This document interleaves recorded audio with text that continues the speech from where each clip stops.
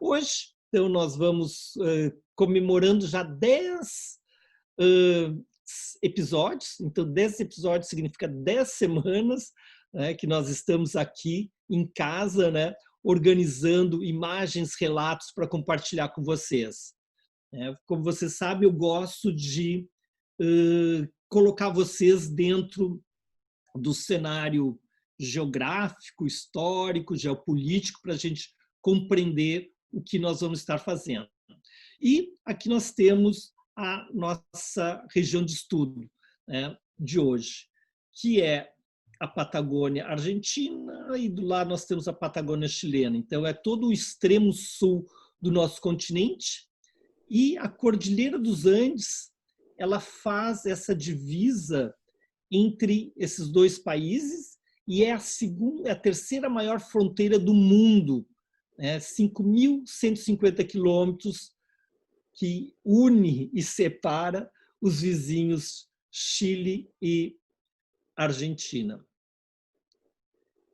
E a palavra Patagônia vem lá de 1520, quando o grande navegador Fernão de Magalhães, ele vem da Europa, desce o Atlântico e vai fazer essa travessia por aqui por dentro, que vai levar o seu nome, Estreito de Magalhães, né?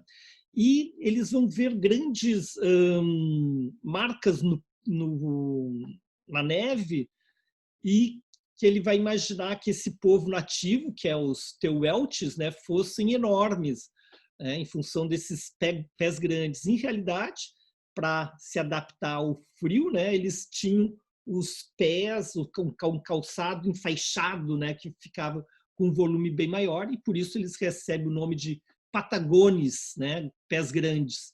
Isso vai ser a origem da terra dos Patagones, né? E também vai ser Fernão de Magalhães que vai nominar essa grande ilha como Ilha de Terra do Fogo, porque conforme ele ia cruzando aqui o Estreito de Magalhães, ele via fogos nas costas, né? Então, provavelmente aquecendo, cozendo, né? E daí ele vai chamar de Terra do Fogo. O Cabo Horn é o ponto mais inferior aqui da Patagônia, e o Estreito de Magalhães, então ele separa a parte continental da ilha de Terra do Fogo. Os primeiros habitantes da Patagônia, a gente falou muito sobre isso, sobre a origem dos povos nativos das Américas, né? Desde da Groenlândia, Alasca, né? Ou quando a gente retoma a questão que eles atravessaram em torno de 30 mil anos o Estreito de Bering, uma última era glacial, que fez uma ponte ligando a Sibéria com o Alasca. E daí eles vão descendo, e há 6 mil anos atrás eles chegam no extremo sul das Américas. Então, aqui haviam vários povos, os Peuenches, os Mapuches, os Tehuelches, os Onas e os Yamanas. Todos foram exterminados de uma forma ou outra, né? Seja na conquista do Sul pelo exército argentino, seja pelas doenças que o homem branco trouxe. E hoje só temos os Mapuches, que nem são originários do lado argentino, eles eram do lado chileno, e são os últimos grupos autóctonos ainda existentes. E sendo que esse extermínio é muito recente, porque até o final do século XIX, a Patagônia ela estava era ainda sobre domínio dos indígenas, né? Então, retomando, né, aqui a gente tem a viagem de Fernão de Magalhães, ele sai de Portugal, ele desce o Atlântico, vai costeando a costa brasileira, chega até o sul, depois vai dar a volta entre a primeira circunnavegação. E em 1522, né, então, pela primeira vez, né, vai aparecer territórios ao sul do Rio da Prata, né, em mapas.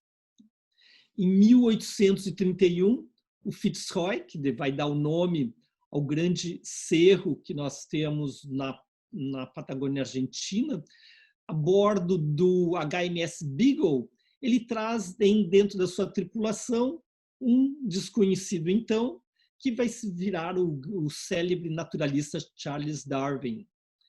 Em 1843, o Chile funda Punta Arenas, no sul do continente, a fim de consolidar suas pretensões territoriais na Patagônia.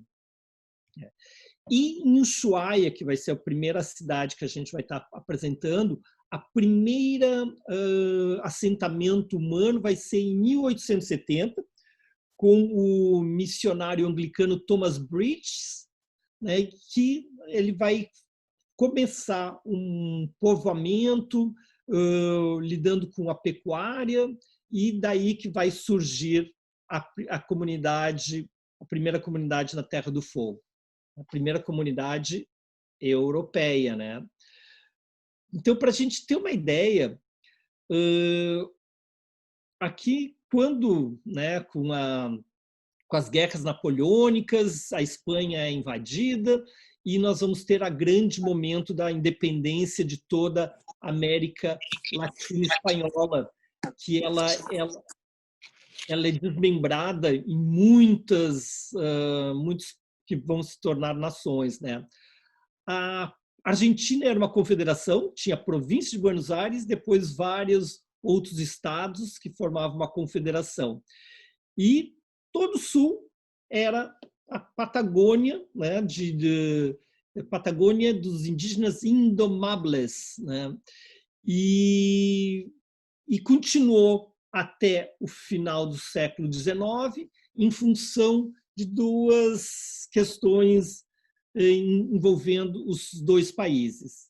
A Argentina estava envolvida na Guerra do Paraguai até 1870, e com isso ela manteve suas tropas no extremo norte do país, e deixando então o sul ainda sob o domínio dos indígenas. Por outro lado, o Chile esteve envolvido nos anos 80 do século XIX na guerra com a Bolívia e o Peru, onde ele vai ganhar tanto terras do Peru quanto da Bolívia, tira o acesso ao mar da Bolívia, né? E com isso, como ele estava envolvido nesses conflitos de muito interesse geopolítico e econômico, ele concorda em fazer um tratado com a Argentina que fixa a fronteira entre os dois países ao longo da Cordilheira dos Andes. Então, a Cordilheira dos Andes é o divisor, fica definido como divisor entre Chile e Argentina. A partir daí, com a segurança de não ter litígios entre os vizinhos, ambos vão avançar para o sul. Então, nós vamos ter a chamada conquista do deserto. O general Roca começa aqui em 69, 76, 79, 81, em 1878, em 10 anos, ele conquista todo o sul, toda essa Patagônia que era até então indomável. E ao longo do processo, os indígenas foram mortos ou capturados, e poucas décadas depois os Tehuelches estavam extintos. E os Mapuches sobrevivem do lado de lá, do Chile. Então, aqui nós temos o general Roca, com a conquista, eles chamam de deserto como uma visão eurocêntrica de que era terra de ninguém, porque não tinha povos europeus ao sul daquelas linhas, né? Então, não considerando a população indígena como a originários nativos autóctonos daquela região. Em 1881, então, a Argentina inicia a ocupação do extremo sul, né? Então, a Terra do Fogo é partilhada, 2/3 fica do lado do Chile, 1/3 fica do lado da Argentina, e é importante começar a sentar para definir e garantir a posse. Em 1884, a Argentina cria o Território da Terra do Fogo, do qual Ushuaia foi fundada como capital. Então, nós temos aqui a Terra do Fogo, que é toda essa ilha. Então, é uma ilha grande, né? e uma ilha principal e depois um monte de ilhas menores. Então, esse é o terço argentino e todo o resto é chileno. Então, ali ficou definido e vai levar 100 anos para ter um novo conflito, em 1978. Ambos regimes militares, tanto Pinochet no Chile quanto o Videla na Argentina, vão disputar essas 3 ilhas aqui, na desembocadura do Canal de Beagle. Né? Quase chega em guerra, né? Daí vai ter um tratado de paz mediado por João Paulo II, e que vai definir, né, que as ilhas, vamos tratar o Canal de Beagle como a divisória entre a Argentina e o Chile, as ilhas ficam para o lado chileno e toda essa parte, a exploração do Oceano Atlântico, fica para os argentinos, né? E com isso evitam o conflito. Então, vamos começar feita essa introdução histórica, vamos começar para o nosso Grand Tour da Patagônia. Mas antes, né, então, ele aconteceu em 25 de fevereiro a 5 de março de 2017, onde a gente percorreu os 3 grandes parques nacionais, Terra do Fogo e Glaciares no lado argentino e Torres del Paine no lado chileno. Uma região que eu tinha desvendado pela primeira vez lá no verão de 1983, eu e meu amigo Júlio, ambos universitários, aproveitando as férias de verão por 2 meses.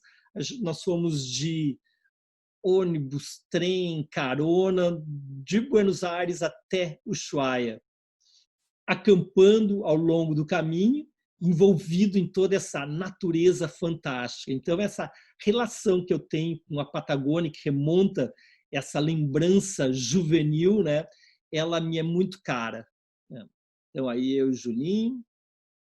E no extremo sul, no El Calafate, acabei conhecendo a Alejandra, uma argentina, estudante de turismo da Universidade de Morón, e seu grupo, naquele ano, eles tinham recém se formado e vieram para o sul, imaginando esse sul inexplorado, e vai ser a primeira geração de turismólogos que vão desenvolver o Calafate. Hoje eles estão em operadoras, hotéis, restaurantes, né? Todos esses amigos que a gente conheceu. E essa primeira viagem para o meu mochilão vai ser determinante para esse reencontro depois com o Alejandro, que a gente vai viajar por 1 ano na Ásia. Então, meu grande ano sabático, o melhor da minha vida, aqui estou no Tibete, ele começou na Patagônia. Então, a Patagônia tem várias bifurcações e por isso que eu tenho tanto carinho por essa região. Passa-se 30 anos e estamos aqui com a equipe Trip and Travel, né, fazendo o embarque no verão 2017. No portão de embarque, as gurias, então o nosso núcleo, nossa Grand Tour era composto de vários mini grupos de afinidades, então aqui são as gurias da Procuradoria do Estado, a Dilma, a Salia, a Terezinha, a Vera, a Eulália, a Marisa e a Carla, que é da área do direito, com elas. Então esse é o itinerário que a gente vai apresentar para vocês. A gente sai de Porto Alegre, voa a Buenos Aires, de Buenos Aires, Ushuaia, Ushuaia, o Calafate, Torres del Paine, voltamos ao Calafate, Buenos Aires, Porto Alegre. Então, este é o roteiro, imagino que muitos de vocês já fizeram, né? Mas para quem ainda não fez, não tem muito como fugir, né? Dá para acrescentar, aqui temos a Península Valdez, dá para se acrescentar toda a região dos lagos aqui, Bariloche, Puerto Montt, mas quem for fazer o extremo sul, é isso, né? 3 noites em Ushuaia, 3 ou 4 noites em El Calafate, outras 2, 3 noites em Torres del Paine. Então, um roteirinho que funciona bem entre 10 e 12 dias. Então, a Patagônia é uma região geográfica, né, que tem 1 milhão de quilômetros quadrados, né, e aqui em Lilás nós estamos vendo só a Patagônia Argentina. A Cordilheira dos Andes a gente já viu que delimita de um lado o Chile, do lado esquerdo o Chile, do lado direito a Argentina. Então, como você sabe, os ventos do Atlântico, eles vêm, batem na cordilheira, sobem e chove. Então, todo o lado chileno é muito verdejante, maravilhoso, né? Então, muita natureza, porque tem água, né? E não, as nuvens não atravessam para o lado de cá, então a Patagônia é bastante árida, né? Pastagens secas, regiões muito pouco, com muita pouca água. Vai ser a característica da Patagônia Argentina. Então, bem-vindos à Tierra del Fuego. E olha só que legal, né? A Cordilheira dos Andes ela vem sentido norte-sul, e aqui nós vamos ter encontro de placas que vão empurrar para cá. Então, a Península Antártica é a continuidade da Cordilheira dos Andes, né? Se a gente juntasse isso aqui, né? Então, nós temos a Cordilheira dos Andes, e por isso que vai ser uma característica interessante. Na Terra do Fogo, nós vamos ter uma cordilheira ao sul, né? Em vez de ser leste-oeste, é sul e norte. E a gente está a 1.000 quilômetros da Península Antártica. A Terra do Fogo é um arquipélago, né, na extremidade sul da América do Sul, formada por essa ilha principal, como a gente falou, e uma série de ilhas menores. Aqui nós temos o Estreito de Magalhães e aqui temos o Cabo de Hornos, né? E olha que lindo todo esse entrecortado. Existe um passeio muito lindo que se faz, que é de Punta Arenas até Ushuaia, né? Que se faz 3 a 4 noites de navegação.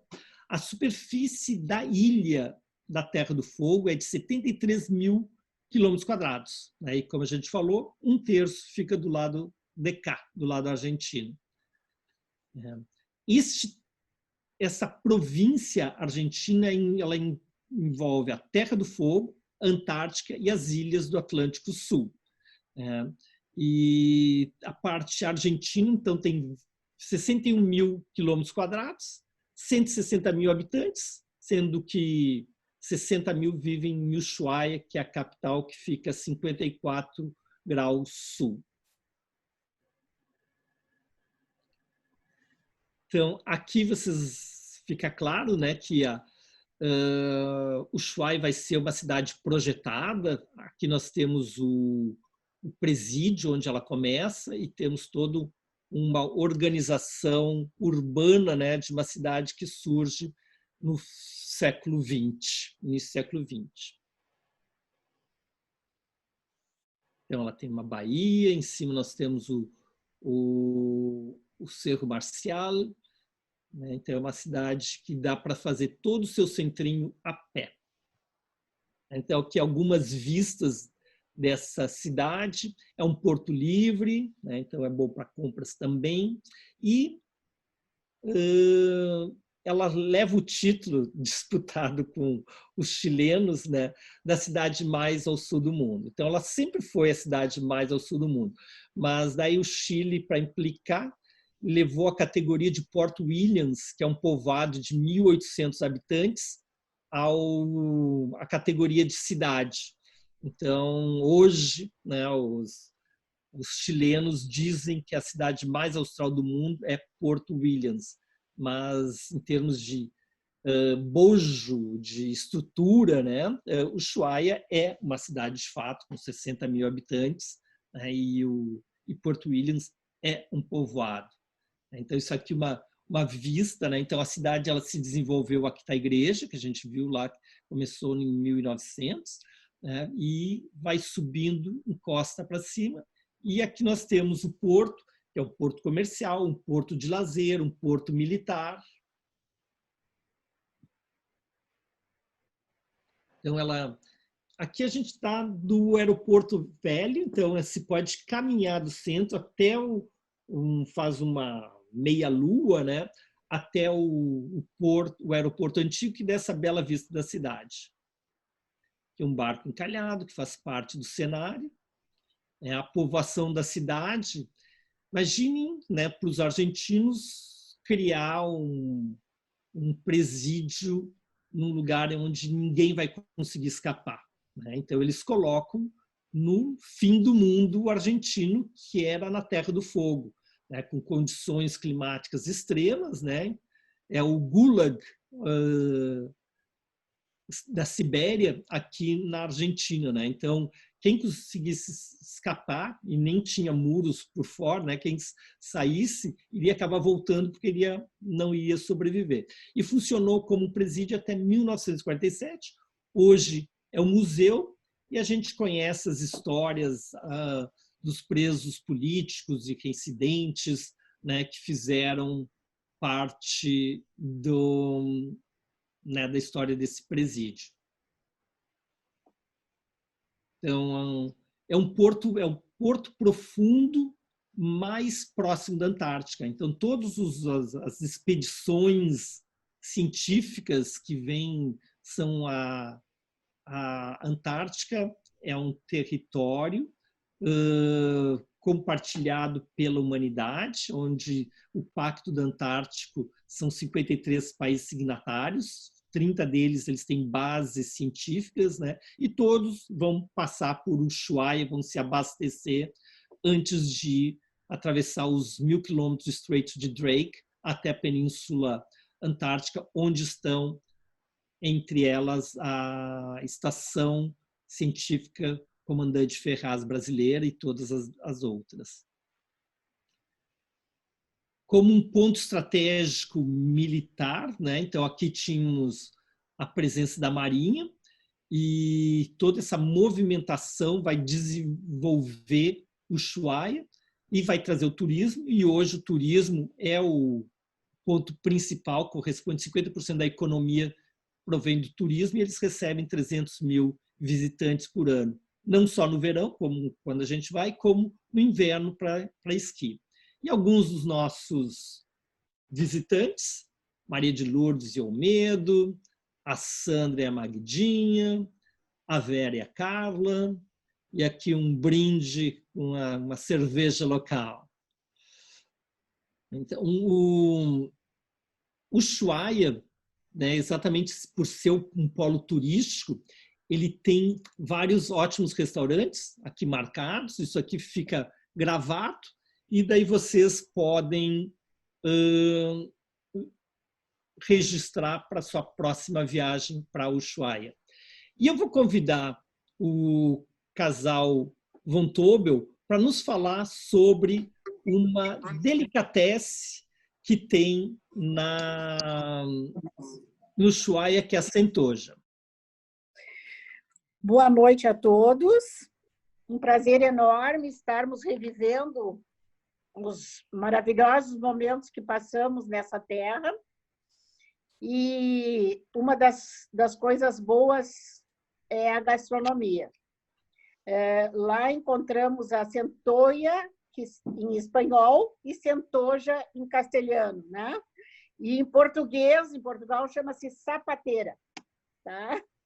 E é parente do caranguejo rei, que se encontra também no Alasca. Mas a centoia é uma das iguarias mais desejadas dos turistas, porque a gente não encontra em muitos lugares. Ela vem de umas águas profundas, né, geladas, gélidas, e de um paladar espetacular. Se encontra também, já comemos também em Punta Arenas, maravilhosas, e também em Santiago do Chile. Mas e elas também são vendidas geralmente vivas. Elas são pescadas a 150 metros de profundidade, em cestas que os pescadores pescam, né? E levam aos pontos, restaurantes e pontos de venda, elas vivas. Então, geralmente, a gente tem certeza que está comendo um crustáceo fresquinho, né? E o sabor é maravilhoso. Eu sou apaixonada por um prato de centoia, e não deixem nunca de provar, porque é uma iguaria realmente esquisita, como chamam os espanhóis. Merece a pena. Muito obrigado, Libra e Otomar, sempre colaborando com sua simpatia e seus conhecimentos aí. Obrigado. Mas agora, Beto, eu Oi. vou falar sobre o cordeiro patagônico, Perfeito. que é outra coisa fantástica da região da Patagônia. E nós temos o hábito de comer cordeiro da Patagônia aqui em Porto Alegre. E eu tenho encontrado paletas do cordeiro patagônico na casa de carne da Rua Marilã, próximo da Pedro Ivo. Tá? Isso aí. É fantástico. Mas o cordeiro patagônico é criado em campo aberto. Interessante que nós passamos por grandes áreas sem encontrar cercas. Os cordeiros são criados de forma bem silvestre. E nós experimentamos vários tipos de cordeiro na viagem, porque eu aprecio muito o cordeiro. E um deles é preparado num espeto de ferro em forma de cruz. O cordeiro é aberto, temperado com sal e limão e assado durante várias horas. Tem gente que assa em 3, 4 horas, outros assam em 7, 8 horas. Eu acho exagero de tempo. Eu acho que em 3 horas é suficiente. E o Francis Mallmann é um chefe cozinheiro argentino famoso que introduziu esse sistema de preparo do cordeiro. E na cidade de Calafate, uma cidade muito simpática, muito querida, nós comemos um cordeiro feito no forno, temperado com vinho Malbec. E também durante 2 ou 3 horas, parece, também estava uma delícia.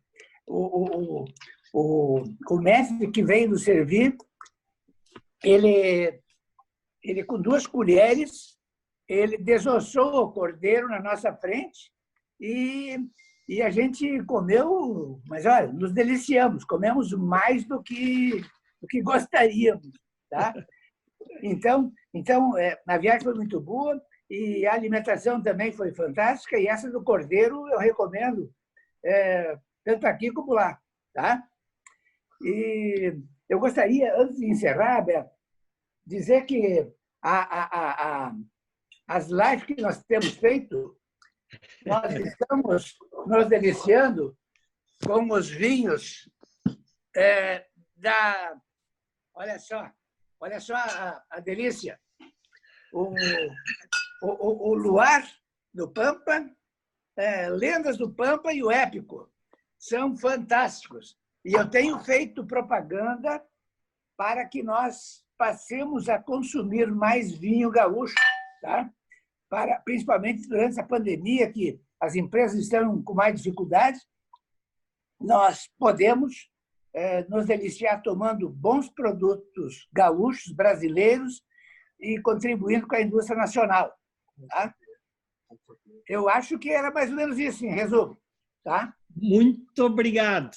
Então, já temos as opções tanto para quem é dos frutos do mar, com centoja, como para quem gosta da carne, né, com o cordeiro patagônico. Então, são 2 das especialidades, né? A gente sabe que quando se viaja, a gastronomia é uma parte importante da experiência, né? E a Terra do Fogo e o Calafate, né, a Patagônia em geral, nos oferece essas iguarias. E então, saindo de Ushuaia, o nosso primeiro atração é o trem do fim do mundo, né? Ele era uma estação que levava os presidiários até os bosques para cortar madeira, que era utilizada na construção de Ushuaia e no aquecimento da cidade. E ele foi resgatado, né? Exatamente como finalidade turística, então a gente pode fazer esse passeio, que é a forma mais indicada de entrar no Parque Nacional Tierra del Fuego. E ao longo do caminho, desses 8 quilômetros, a gente já vai se inteirando deste cenário maravilhoso, né, com rios, lagos, montanhas, bosques, que faz com que esta região seja tão renomada pela sua natureza, natureza exuberante, natureza dramática, natureza de lugares de extremos, né, onde temos um inverno tão rigoroso. Ao longo do caminho se faz algumas paradas, se vai numa cascata, né? Então é exatamente uma forma de a gente chegar até este parque, que foi criado em 1960. O Parque Nacional, ele começa aqui, nós temos um Lago Fanhano, que depois eu vou mostrar para vocês, aqui uma parte da ilha, né? E aqui o Canal de Beagle. Então ele vem desde o norte do canal do Lago Fanhano até 6 quilômetros adentro do Canal de Beagle. E desta área, isso que é um parque nacional de fato, desta área de 63 mil hectares, apenas 2 mil hectares, né, estão abertos ao público, ou seja, 95% da área é área de preservação natural de vida selvagem para a humanidade e para a posteridade. E nesses apenas 2 mil hectares, que já é um montão, né, tem muitas trilhas bacanas, muitas cenas fantásticas, né, como os seus lagos, né? O Parque Nacional fica a 12 quilômetros de Ushuaia e ele chega até a divisa com o Chile, né? Então aqui a gente tem Ushuaia e aqui nós estamos, essa linha reta que dividiu a ilha, né? Nós estamos bem no final da Ruta 3, né? Que veio lá do norte, né? Já na fronteira com o Chile, mais longe que se pode chegar. E o Parque Nacional ele tem que ser explorado a pé, né? Então existem várias trilhas das mais diferentes níveis de dificuldade. A trilha que eu recomendo é a Senda Costeira, que vai costeando lagos e rios. Ela se estende por 8 quilômetros e dá em torno de 3 horas de caminhada por diferentes ecossistemas do Parque Nacional Tierra del Fuego. Belíssimo Lago Roca, lá nas montanhas que a gente está vendo do outro lado, já é no Chile. Então, dentro desses ecossistemas diferentes, então a gente vai ter penhascos rochosos, vamos ter rios movimentados, né? E aqui temos a família Pigato, que daqui a pouco eles vão conversar também com a gente. No parte do núcleo carioca, Toy, a Ana, a Márcia e a Eulália. Os personagens locais, bucólicos. E a questão dos castores. Vocês sabem quando se faz uma escolha equivocada com danos irreversíveis? Essa é a questão dos castores. Em 1945, né, estava bombando a indústria de peles, o governo argentino traz 20 castores canadenses para essa região, né, imaginando que clima, vegetação similar, eles vão se adequar bem para fazer esse cultivo e o desenvolvimento da indústria da pele. O castor ele desenvolve uma primeira camada, depois uma segunda e daí uma terceira. Daí essa terceira que é bem levezinha, fofa, né, que vai ser ideal para os casacos. Mas nesta região eles não era frio suficiente para eles desenvolverem a terceira camada de pele. Então a pele que tinha uma pele dura, que não servia para a indústria do vestuário. E com isso não é levado adiante. E esses animais que no Canadá eles tinham o lobo e o urso como predadores, não vão ter predador natural e eles vão virar uma praga e eles vão construir as suas casas exatamente para se proteger da memória geracional dos ataques de ursos e lobos que 100 anos depois nunca existiram, né? Mas continuam destruindo amplas regiões da floresta, né? Para construir seus diques e suas casas, né? E é uma verdadeira praga. Então, desde 81 foi autorizada a caça, né? Mesmo os ambientalistas, eles entendem, por não ser um elemento autóctono e sem predador natural, ele tem que ser exterminado.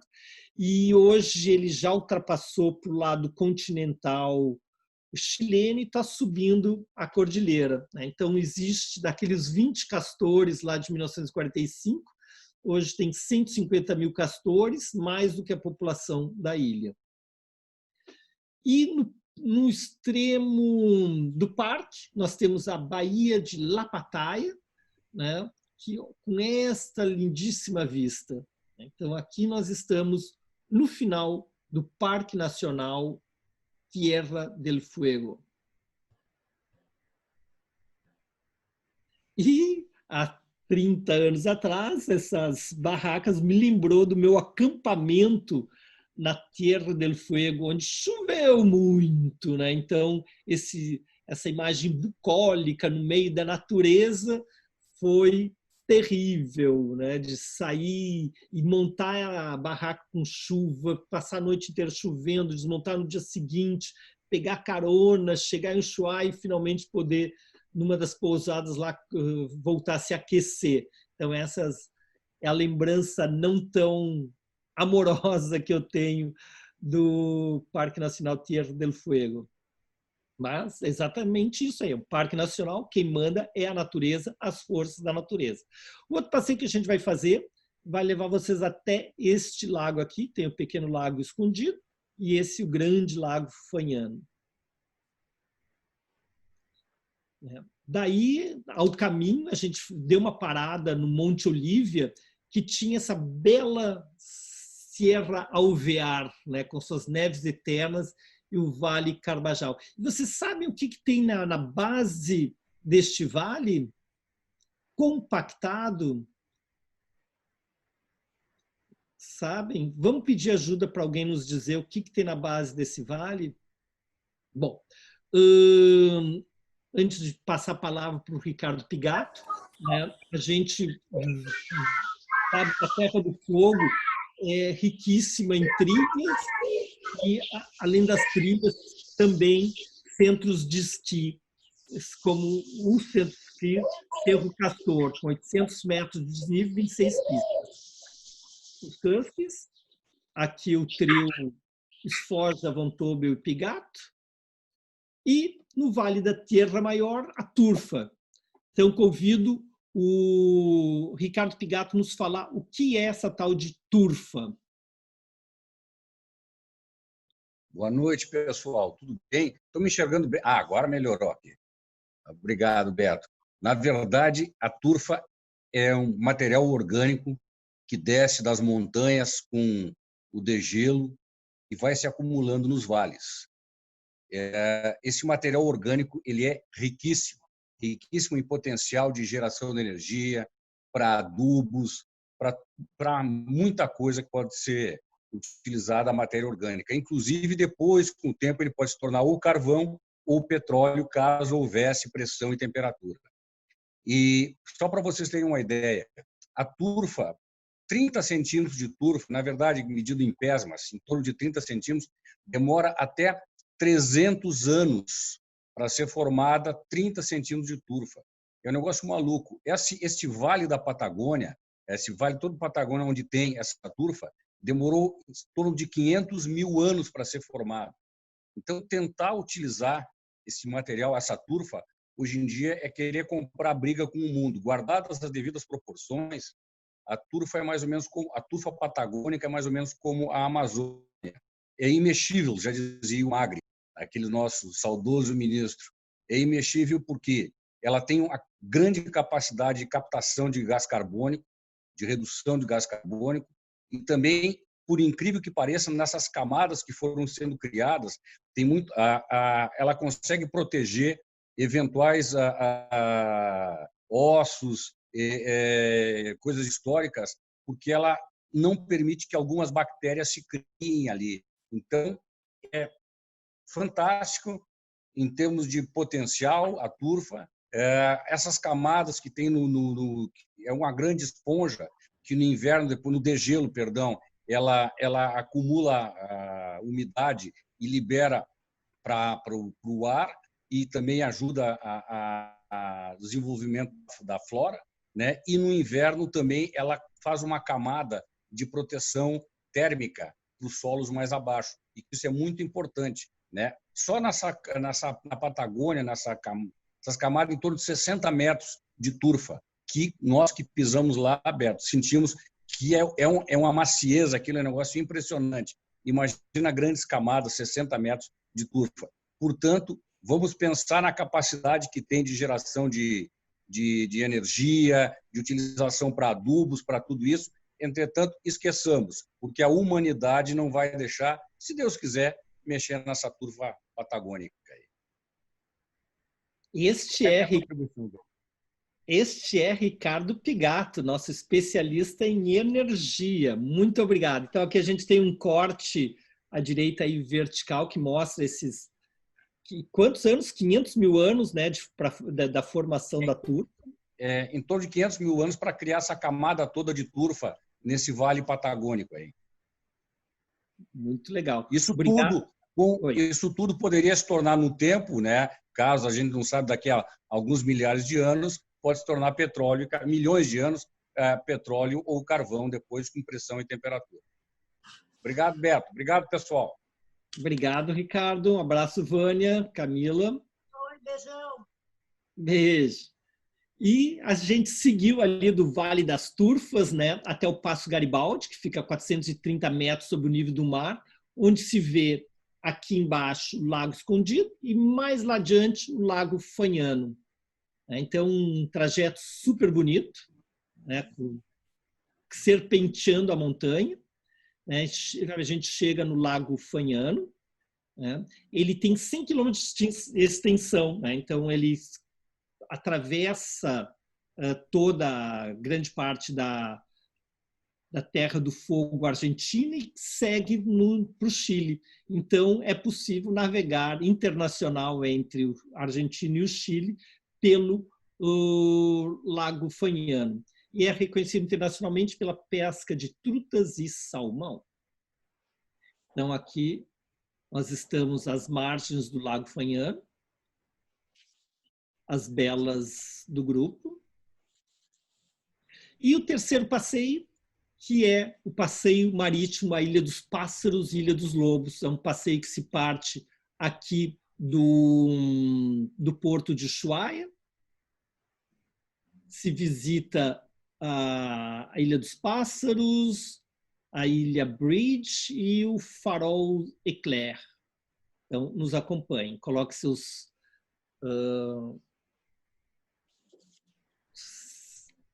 bolsos de segurança, como é que se chama? E vamos navegar. Então, o canal de Beagle, a gente viu que ele divide, né, a Ilha Grande Terra do Fogo Argentina das ilhas chilenas. Aqui na Ilha Navarino, que nós temos o Porto Williams, e aqui vai ter o portinho, o povoado ainda mais ao sul, se um dia for contestado, né, do mundo, né? Essas são as 3 ilhas que foram incorporadas ao Chile, e aqui nós temos a divisão entre os 2 países. Minha irmã Márcia. Então vamos ver a Ilha dos Pássaros.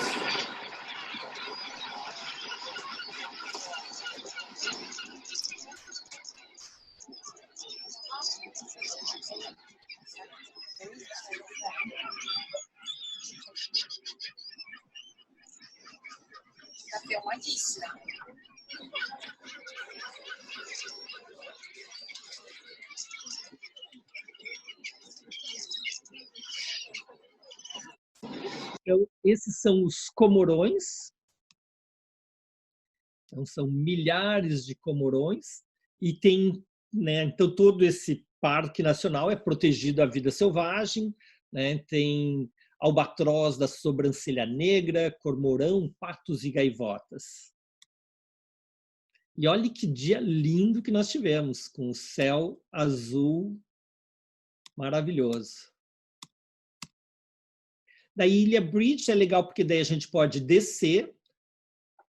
A gente tem que cuidar, né, Dilma? Onde se pisa. E daí a gente tem essas vistas maravilhosas, né, da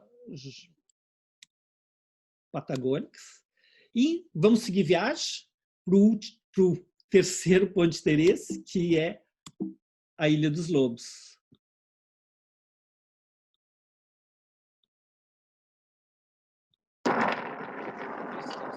Lobos marinhos, é claro.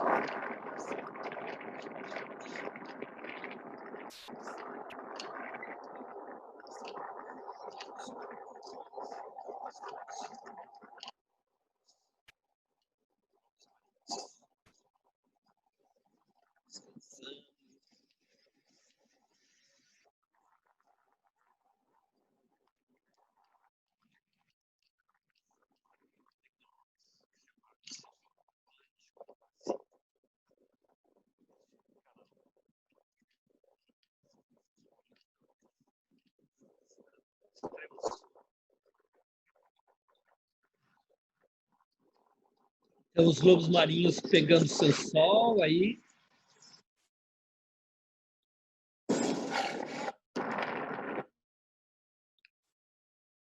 Olha só que delícia. E o farol Les Éclairs, né? Vocês conhecem do romance do Júlio Verne, o farol do fim do mundo, né? Então, muitos acham que é este o farol do fim do mundo, e até em termos turísticos eles exploram isso, mas não é, né? Esse é o farol Les Éclairs, porque aqui é onde a gente está, né? Em ponto de entrada do canal de Beagle. E aqui é a Ilha dos Estados, e aqui que está o farol de São Juan de Salvamento, que é onde se passa, né, o romance do Júlio Verne. Que linda essa ilha, Terra do Fogo, né? Toda entrecortada, maravilhosa. E nós tivemos a curiosidade, nós estávamos fazendo compras no centro de Ushuaia, quando o capitão do time brasileiro, ou de uma seleção do Brasil, né, nos deu os ingressos. Ele pediu quantos brasileiros nós éramos. Disse, nós somos, sei lá, 30, né? Então nos deu os 30 ingressos para a gente ir assistir o jogo, porque estava tendo a final do Campeonato Sul-Americano de Rugby em Ushuaia, onde a Argentina nos deu de lavada de 79-7. Vocês já ouviram falar de rugby? E vocês sabiam que nós temos times de rugby aqui em Porto Alegre? Eu vou convidar o Nilson Taminato, fundador do Charrua Rugby Club, para nos falar um pouco sobre esse esporte que a gente conhece tão pouco e é tão popular na Argentina. Boa noite, Beto. Boa noite, colegas aí de live. Muito contente de estar participando. Uma honra estar contigo, Beto. Valeu. Esse foi um jogo que não diria que não foi um 7-1, eu diria, mas foi um 5-0, 5-0 foi para os argentinos, né? É um campeonato chamado American Championship, né? E que aconteceu nesse 2017. O Brasil perdeu de 79-7, né? E a grande curiosidade também, Beto, que a Argentina, que é uma das maiores potências do rugby mundial, já chegou à terceira, quarta colocação no mundo, ele não entra com o time principal dele nesta competição, né? Porque senão aí seria de 200-0, né? Porque o rugby é tradicionalmente da comunidade inglesa, né? Da Commonwealth ou não, o rugby. Exatamente. A maioria das potências do rugby são colônias, né? A própria Inglaterra, África do Sul, que é a atual campeã mundial, né? Aconteceu recentemente aqui lá no Japão. E fora isso tem Irlanda, né? Austrália, Nova Zelândia. Austrália e Nova Zelândia também. E como é que tu trouxeste o rugby aqui para o Sul? Que história é essa? Olha, foi uma grande convergência de circunstâncias, né? Eu sou de São Paulo, jogava lá num time de São Paulo, que já é centenário o rugby lá de São Paulo, né? E vindo para cá em 99, vindo atrás da namorada, Luciana, que você conhece, né? Tá aqui do meu lado dando risada, né? Acabei mudando para cá e alguns amigos que tinham ouvido falar, né, ou que queriam conhecer a modalidade esportiva, a gente acabou se juntando no ano de 2000, 2001. Daí fundamos o Charrua Rugby Club, né, que é o primeiro clube de rugby aqui do Rio Grande do Sul, e que hoje contamos com mais de 20 agremiações aqui, Beto, no Rio Grande do Sul, sendo uma das grandes potências do sul do Brasil, diria, emprestando jogadores para a seleção brasileira, um dos melhores árbitros de rugby, né, os dois melhores árbitros de rugby aqui do Rio Grande do Sul, a capitã da seleção feminina também é oriunda dessas terras, né? Então, eu acho que era uma bola que estava quicando e que só faltava esse kickoff aí para iniciar o rugby aqui no Rio Grande do Sul. Muito legal. E olha só que lindo que foi esse jogo, né? Ele tá um dia bonito com esse cenário e aqui nós era sei lá quantos milhares de argentinos e nós estávamos lá uns quietinho, né? Mas ainda bem que não ia fazer diferença se a gente se agitasse muito, porque não ia ajudar, né? E é um esporte. Tem alguma relação com o futebol americano? A relação com o futebol americano é de que o futebol americano veio do rugby, né? Ok. Na época do pai. Exato. Na época do Roosevelt, ele alterou algumas regras e acabou fazendo do rugby o futebol americano, né? Mas a dinâmica não é muito parecida porque o rugby tem dois princípios: a continuidade e disputa. O que a gente não vê muito no futebol americano, né? Ele é sempre parado, assim, né? Então, o rugby não. Tem que ter jogadas e sempre há essa continuidade e a disputa da bola, né? Constantemente. Tanto que tu diz que não tem um time de defesa, né? Tu ataca com bola e ataca sem a bola, né? Mas muito bonito as suas fotos. Tu vê aí o estádio Augustin Pichot, e Augustin Pichot foi recentemente agora o capitão dos Pumas, que é o time, a equipe oficial da Argentina, né? Muito bonito e o pessoal prestigia bastante, né? É um esporte muito admirado lá mesmo no sul das nossas terras aí, né? Sim, porque o Ushuaia é uma cidade pequena e estava lotadíssimo, né? Então, muito obrigado, Wilson. E nos avisa aí quando tiver o próximo jogo para a gente acompanhar. Beto, eu só queria dizer que só tem o Charrua aqui no Rio Grande do Sul, graças ao STB Trip and Travel, porque a Luciana foi fazer um curso em Toronto, numa escola que nós representamos, e lá ela conheceu o Nilson. E aí o Nilson veio para cá, né, Lu? E veio para cá e fundou o Charrua, então é tudo ligado, assim. Muito orgulho de ter unido esse casal aí. Você sempre volta diferente de uma viagem. A viagem transformou a história de vocês, né? E transformou a história da mãe dele, porque a outra filha foi para a Itália e também fazer um curso lá na Gillette e casou com o italiano. Ou seja, a mãe dele não deve gostar muito de mim. Obrigada, Nilson. Muito obrigado pela Obrigado, participação de Karen. todos. Obrigado, Beto. E só lembrando que a STB já, quando eu era presidente da Federação Gaúcha de Rugby, né, a STB apoiou um dos nossos campeonatos e eu sou muito grato por isso também, Beto. Muito Valeu. obrigado. Gente, uma outra história, sempre quando a gente fala em extremo sul da Argentina, é a questão das Ilhas Malvinas, né? Então, os argentinos dizem, né, que em 1829, né, ou seja, 50 anos antes da guerra, da conquista do deserto, né, eles já teriam colocado a bandeirinha deles nas ilhas, né?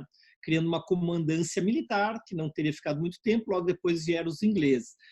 Ou seja, é uma questão disputada pelos dois, né? Pelos dois países. E aqui em Ushuaia a gente vê esse mapa, né? Onde tem as duas ilhas principais das Ilhas Malvinas. E em 1982 vai ter essa guerra que ninguém acreditava que poderia acontecer. E eu deixo essa imagem e eu convido a Maria Josefina Becker, né, para falar sobre esse conflito.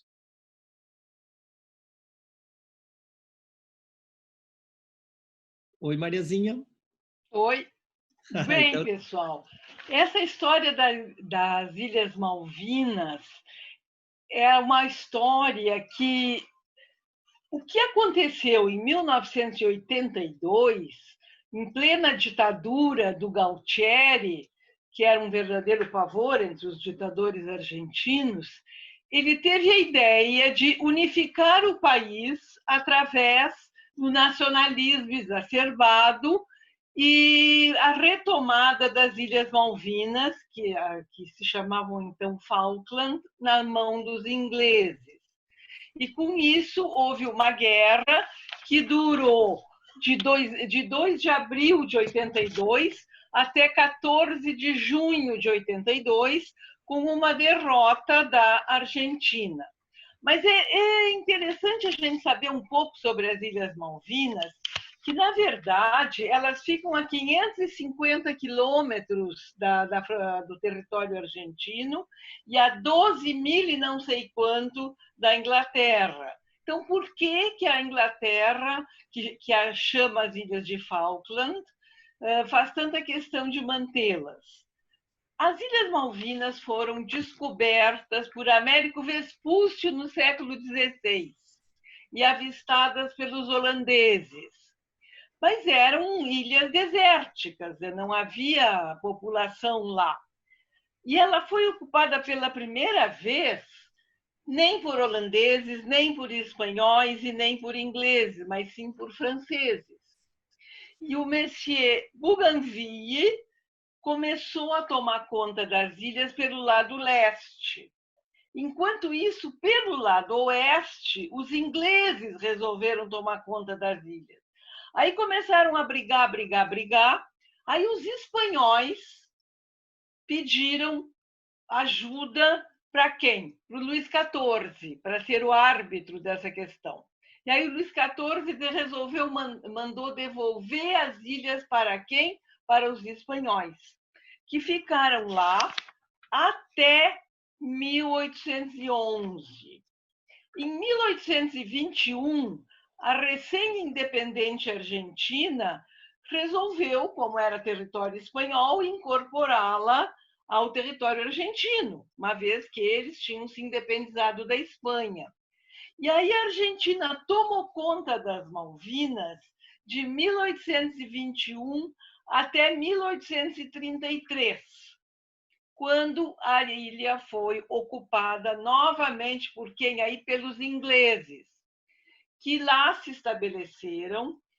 E se pergunta qual é o grande interesse. As Ilhas Malvinas, elas eram um lugar estratégico no Atlântico Sul, não é? E os ingleses sempre gostaram de se expandir pelo mundo inteiro, não tinham nada no Atlântico Sul, então acharam que estas ilhas seriam uma boa ideia. E eles ficaram lá até 1982, quando os argentinos resolveram pegar de volta. Mas aí aconteceu o seguinte, eu acho que isso é uma coisa importante de se colocar, que embora os argentinos até hoje digam que as Malvinas são argentinas e que foram esbulhados pelos ingleses, a estratégia da guerra ela não convenceu ninguém, a não ser os próprios argentinos, porque era uma ditadura. Então, os ingleses, dentro da Guerra Fria, tinham a OTAN, eram aliados dos Estados Unidos, e os outros países não se entusiasmaram de apoiar uma ditadura sanguinária como era a ditadura argentina. Então, a Argentina ficou sozinha. A União Soviética ficou neutra, porque ela não ia nem apoiar os ingleses e os americanos de um lado, nem iam apoiar a Argentina, que era uma ditadura sanguinária. Então, os argentinos acabaram perdendo essa guerra, não é? E as ilhas voltaram para o domínio britânico. Aí eu andei lendo algumas coisas, por que eles são 3.400 habitantes pessoas, 1 milhão de pinguins e 600 mil ovelhas. Essa é a população das Ilhas Malvinas.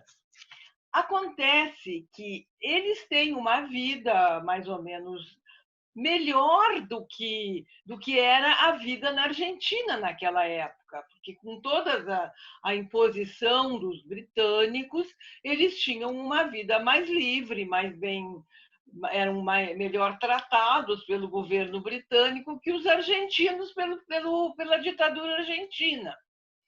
E na guerra houve muita crueldade também. Os soldados argentinos eram mandados para lá como castigo.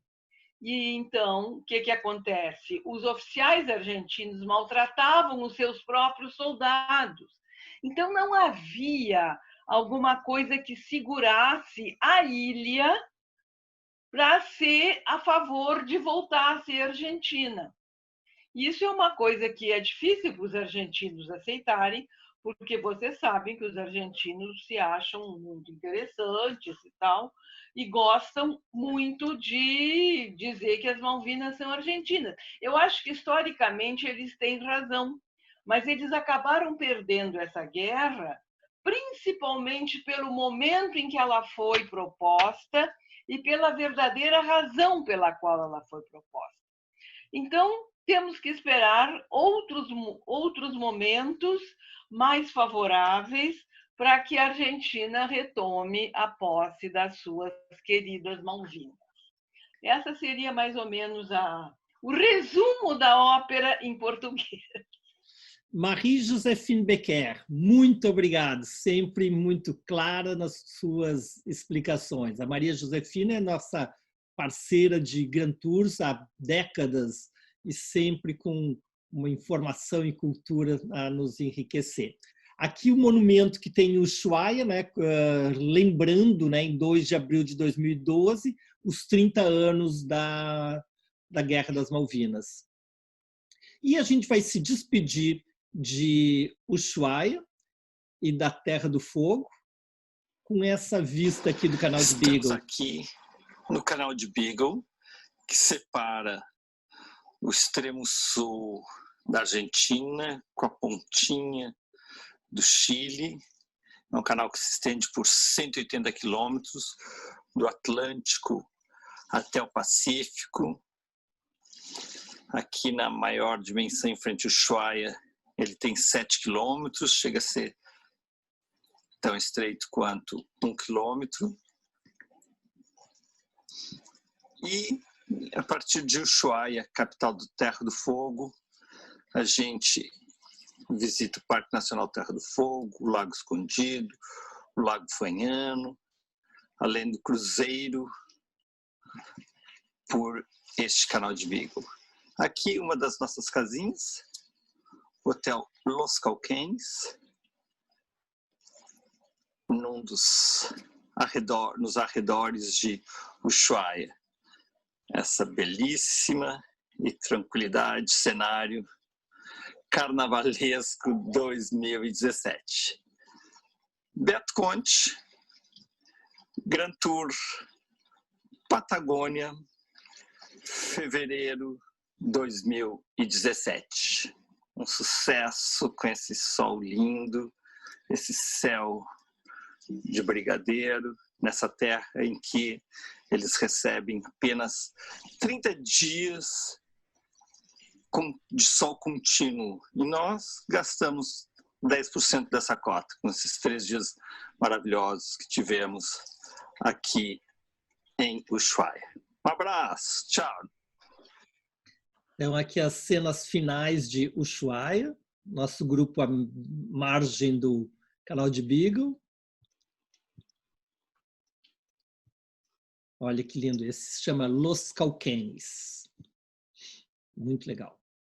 E a gente foi premiado, né? Então, além da final de rugby, também com uma eclipse solar. Então, no meio da manhã, o dia virou noite. E de lá, o Ushuaia, a gente embarca, sobrevoa a ilha da Terra do Fogo, entra na parte continental argentina e chegamos em El Calafate. Então, El Calafate fica aqui está Rio Gallegos, que é a capital da província de Santa Cruz, fica a 270 quilômetros. Até 1981, o aeroporto principal era em Rio Gallegos, então a criação do aeroporto internacional vai desenvolver muito o turismo de El Calafate. Então, o El Calafate, ele começa nas primeiras décadas do século XX. Então, nós tínhamos aqui várias fazendas de ovelhas e se trazia para cá, era um entreposto de lã para depois ser levado para subir para o centro do país. Então, o Calafate começa como um entreposto das carretas de lã. Em 1927, é fundado como uma cidade. Em 1946, surge o Parque Nacional dos Glaciares. Aí, El Calafate, na época, tinha 100 habitantes. E toda a sua história vai se desenvolver a partir dessa base do Parque Nacional dos Glaciares e a importância que ele vai tendo ao longo das décadas. El Calafate vem desta frutinha aqui, o Calafate, que vai dar o nome à cidade. E hoje é uma cidade ainda pequena, de 22 mil habitantes, mas enorme, né, comparado com o Calafate que eu conheci na primeira vez em 83. Acabei voltando várias vezes, né, mas sempre tem a minha lembrança do primeiro El Calafate, né? E muitos restaurantes bons, ótimos hotéis. Nós ficamos no Los Álamos e é a base para a gente explorar o Parque Nacional dos Glaciares, que fica a 80 quilômetros da cidade. Então, para quem já foi em glaciares no Alasca, que tu tem que navegar por 2, 3 dias, né, no Ártico, na Antártica, né, aqui se vai de carro, né, por 80 quilômetros, 1h30, a gente já está num dos mais fantásticos glaciares do planeta. Então, o Parque Nacional ele é fundado em 1887 e vira Patrimônio da Humanidade em 81. Então, toda essa região aqui são o Parque Nacional dos Glaciares. São 724 mil hectares, 356 geleiras. Então, essa aqui é a fronteira com o Chile. A fronteira com o Chile são os picos mais altos, é a cordilheira, o pico mais alto que define de um lado a Argentina, do outro lado Chile. Então, vai ter glaciares para um lado e para o outro. Então, no lado argentino, nós temos toda essa quantidade. Os 3 principais que a gente vai falar é o Perito Moreno, o Espegazzini e o Uppsala. E esse aqui é o Lago Argentino.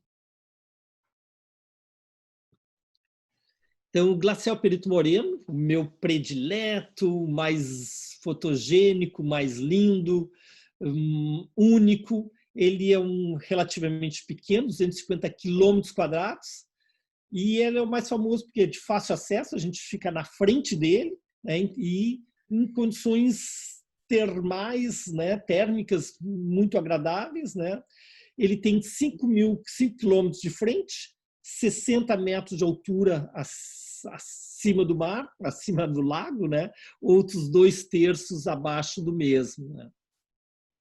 Estamos aqui em frente ao Glacial Perito Moreno, o terceiro maior glacial dos campos de gelos do Parque Nacional dos Glaciares. O primeiro é Viena, depois Uppsala, e aqui o Perito Moreno.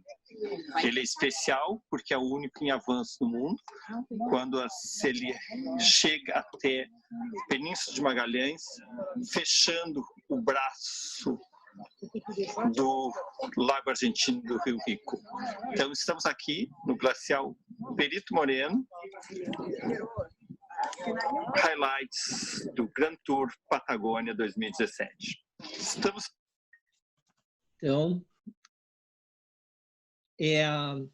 se a gente considerar em extensão horizontal, que ele se estende por mais de 20 quilômetros, é considerado a maior geleira em extensão horizontal aqui do Parque Nacional, né? Então, ela vem desde a fronteira com o Chile, né? Onde surge o glacial, né? Até o Lago Argentino.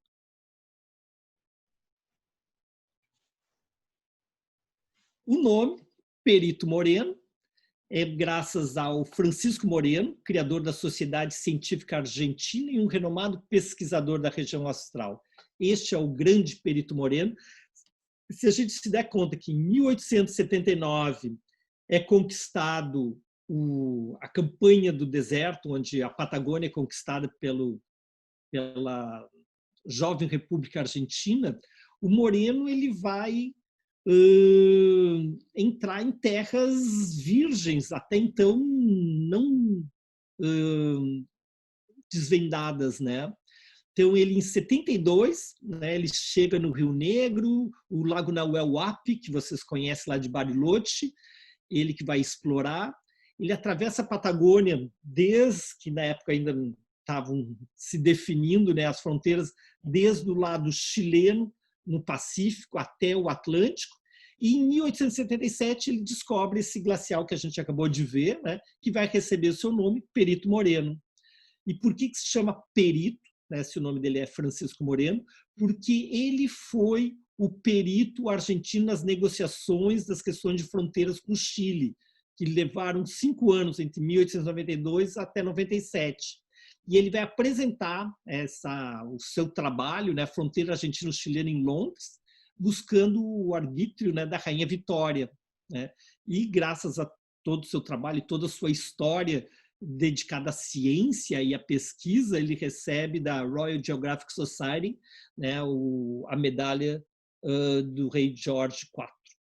Em 1902, ele recebe terras na Patagônia e ele vai doar parte dessas para criar o Parque Nacional Nahuel-Huapi, lá em Bariloche, o primeiro Parque Nacional da Argentina. Então, todo mundo conhece o Glacial Perito Moreno, apresento para vocês o Homem Perito Moreno. E o muito legal desse parque é que tem 5 trilhas diferentes, com diferentes níveis de dificuldade, mais longas, mais curtas, pegando mais a base, que dá para ver a base do glacial mais para cima.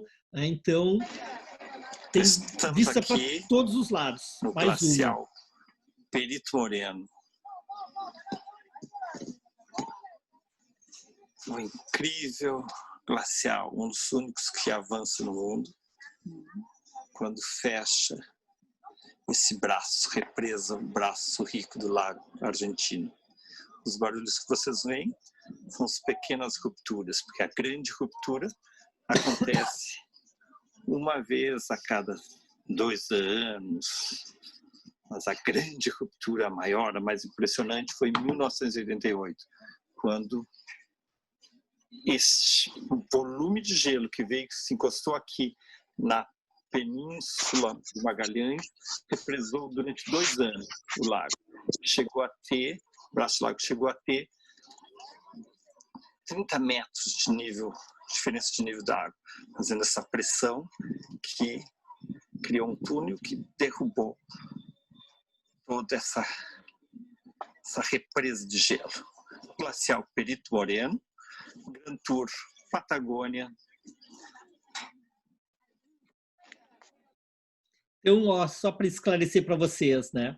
Então, o glacial ele nasce aqui nos campos de gelo. Então, um glacial é uma neve compactada por milhares de anos, que ela vai empurrando e vai chegar e vai bater aqui.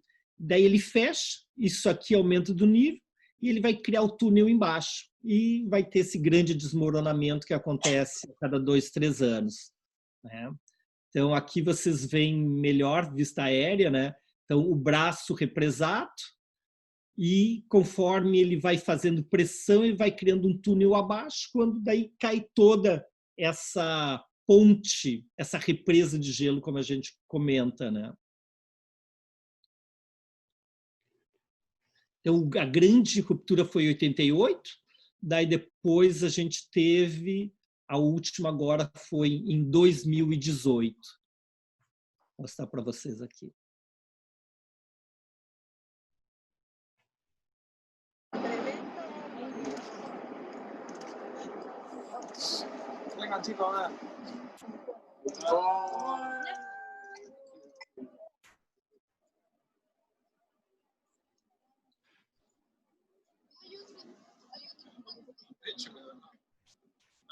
Então, tá vendo essa água toda é o que estava vindo lá do outro lado. Então, ela ultrapassou, fez o túnel, e com isso vai cair todo o teto.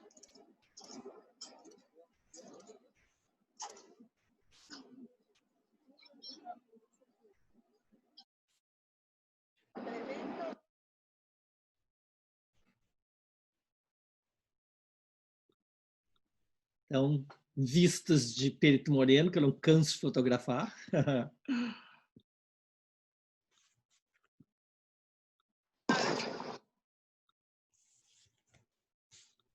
Isso aqui foi um passeio de barco que a gente faz, então se pode olhar, fazer as caminhadas, olhar de cima, de barco, que tu chega próximo dessas grandes paredes, imagina um prédio de 60 metros de altura.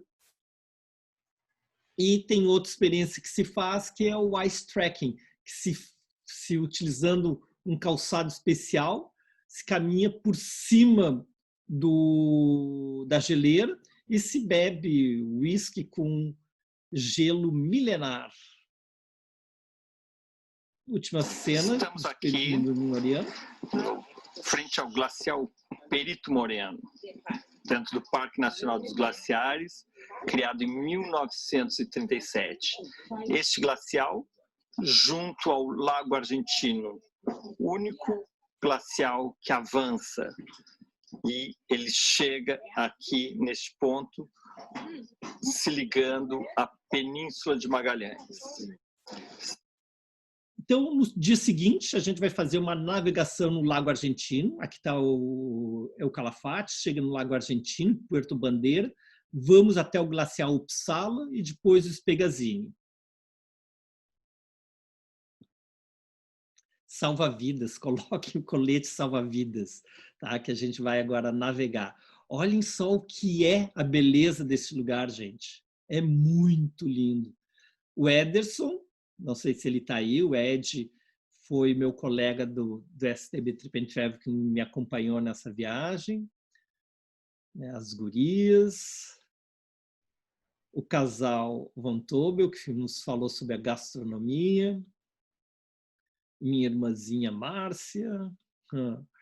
Então, aqui nós vamos chegar no Uppsala. Então, o Lago Argentino, ele tem 1.400 quilômetros quadrados, ele fica a 187 metros acima do nível do mar, e ele tem uma profundidade entre 150 e 500 metros. E tem um volume de 220 milhões de metros cúbicos de água. Ele também foi descoberto por Perito Moreno em 1875. O arco-íris nos presenteou. Daí a gente chegou em Uppsala, que recebe esse nome porque foi uma equipe da Universidade de Uppsala, da Suécia, né, que fez o primeiro levantamento deste glacial no século XX. Ele está recuando, né? Então, né, seja por questões de ciclos climáticos e geológicos ou pelo aquecimento global, o que se sabe é que ele está cada vez mais retrocedendo dentro do Lago Argentino. A área do Uppsala, que é o maior, 765 quilômetros quadrados, ou seja, 3 vezes a área do glacial Perito Moreno. Ele tem 53,7 quilômetros, terceiro mais longo da América do Sul, e suas paredes têm 40 metros em média. E, conforme o gelo vai se desprendendo, nós vamos ter esses icebergs, né, com as mais diferentes formas e cores, né, decorando o Lago Argentino e a nossa navegação. E esse é mais um glacial, que é o glacial Spegazzini.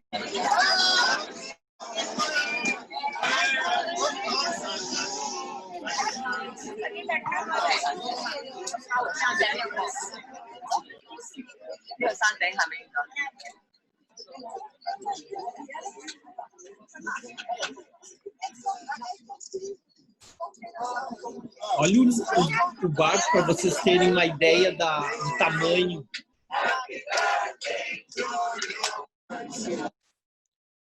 Então, o Spegazzini é o mais, acho, bonito deles, assim. Ele é, então, 130 metros sobre o nível do mar, do lago, né? Então, enquanto que o Uppsala é 40, o Perito Moreno é 60, ele é 130, ele é majestoso. Vocês veem que ele está engatado direto na rocha. Então, isso faz com que ele retroceda menos. Então, ele está com a menor taxa de perda, né, entre os glaciares.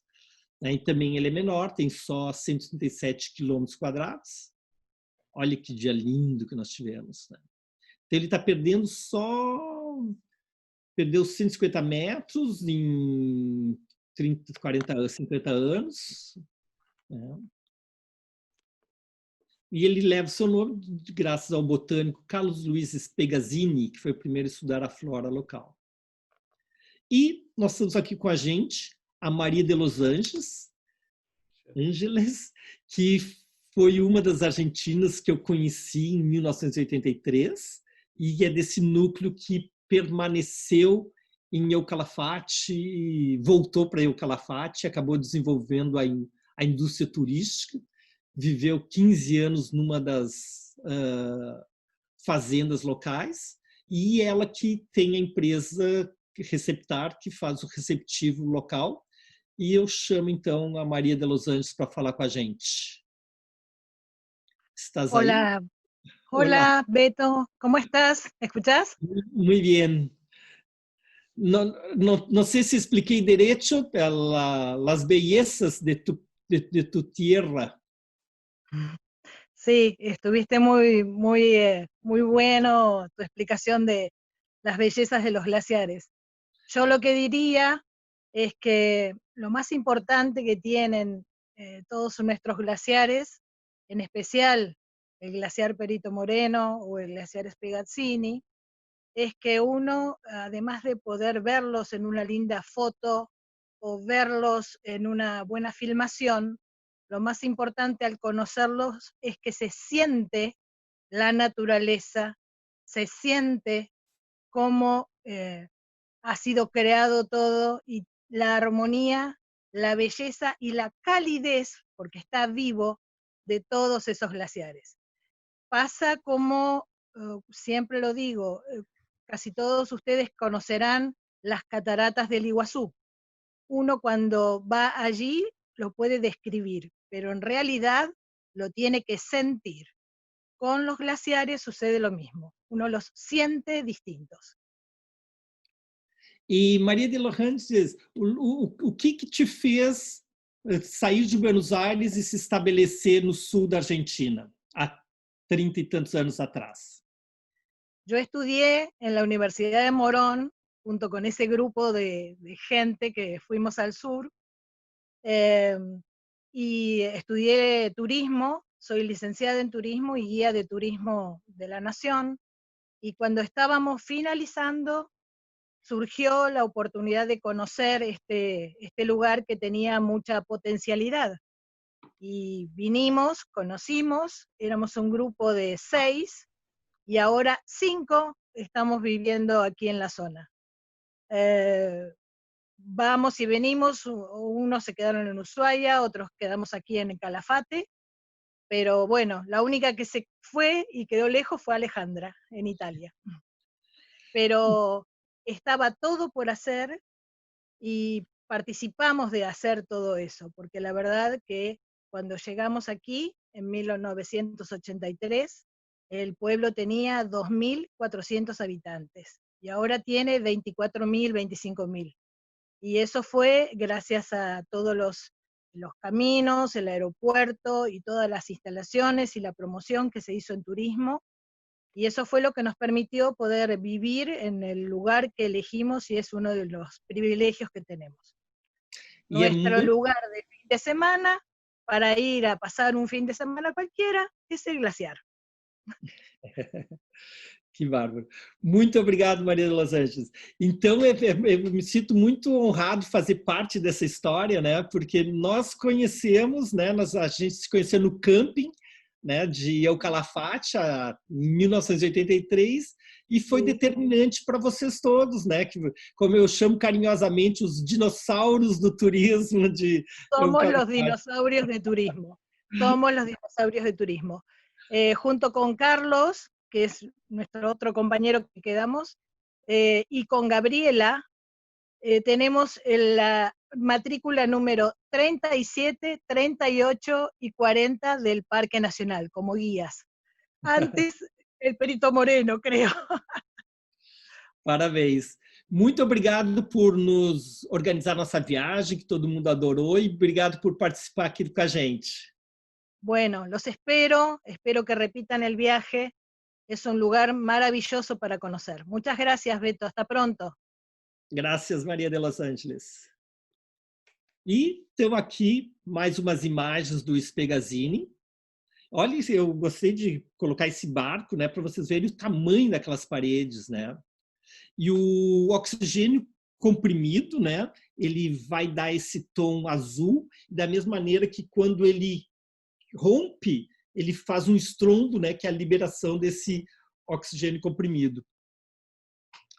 As gurias aqui encantadas com o Spegazini, né?